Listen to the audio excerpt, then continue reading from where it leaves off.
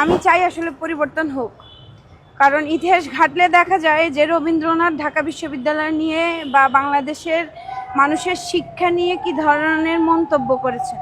সাহিত্যিক হিসেবে উনি অসাধারণ, আমি উনার বই পড়ি, আমি ওনাকে শ্রদ্ধা করি সাহিত্যিকের জায়গা থেকে। কিন্তু একজন শিক্ষার্থী হিসেবে, একজন স্বাধীনতাকামী বাংলাদেশি নাগরিক হিসেবে আমি আসলে আর চাচ্ছি না যে বাংলাদেশে এই জাতীয় সঙ্গীতটা থাকুক। এ থেকেও আরও অনেক ভালো ভালো সঙ্গীত আছে, ওগুলো এখন চর্চা করা উচিত। আর আমার শোনার বাংলা বলা হয়েছে, বাংলাদেশ না। বাংলা বলতে কি বুঝায় আর বাংলাদেশ বলতে কি বুঝায় এটা এখন বাংলাদেশি মানুষেরা বুঝে গিয়েছে। তো আমিও চাই যে জাতীয় সঙ্গীতটা পরিবর্তন হোক। যে জাতীয় সঙ্গীতের সঙ্গে অনেকেই বলছে আবেগ, মুক্তিযুদ্ধ জড়িয়ে আছে, সেই জাতীয় সঙ্গীতটা পরিবর্তন করে কোন জাতীয় সঙ্গীত বা কোন গানটা আপনি পরামর্শ দিতে পারেন? ওইটা তো ৭১-এর আবেগ, তাহলে কি ২৪-এর আবেগটা এত নগণ্য হয়ে গেল? আমার বন্ধু আমার থেকে ৪ হাত দূরে মারা গিয়েছে, আমি তার লাশটাও ধরতে পারিনি। যখন ধরেছি তখন পলিথিন ফুটো করলে যেমন পানি বের হয়, ওইভাবে ওর রক্ত আমার শরীরে পড়েছে। ওই আবেগ নিয়ে আমি এখনো বেঁচে আছি। ওটাকে আপনারা আবেগ বলেন, বাট আমার ভাষায় ওটা ট্রমা ছিল। আমি এখনো রাতে ঘুমোতে পারি না।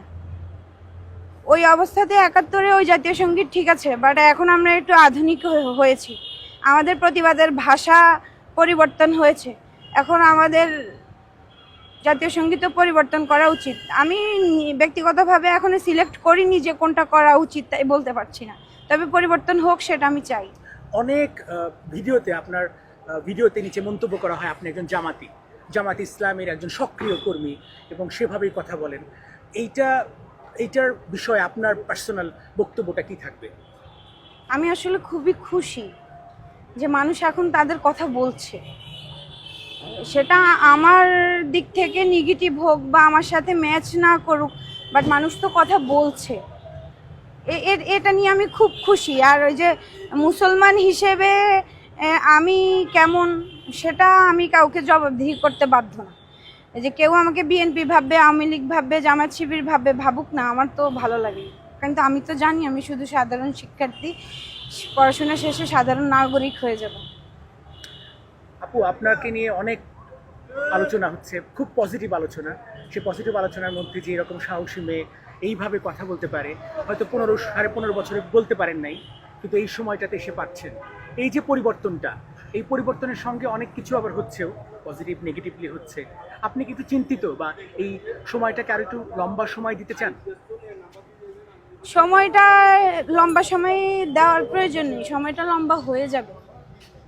কারণ দেশ এত বেশি ধ্বংস হয়ে গেছে, এই জায়গা থেকে উঠতে আরও 5 থেকে 6 বছর লাগতে পারে, যদি জনগণ সাহায্য করে। আর যদি জনগণ নিজেদের এজেন্ডা বাস্তবায়নের জন্য কাজ করে, আমি কি বলতে চাচ্ছি সেটা অবশ্যই বোঝা যাচ্ছে, তাহলে এখানে আসলে আরও অনেক সময়, হয়তো যুগও লেগে যাবে।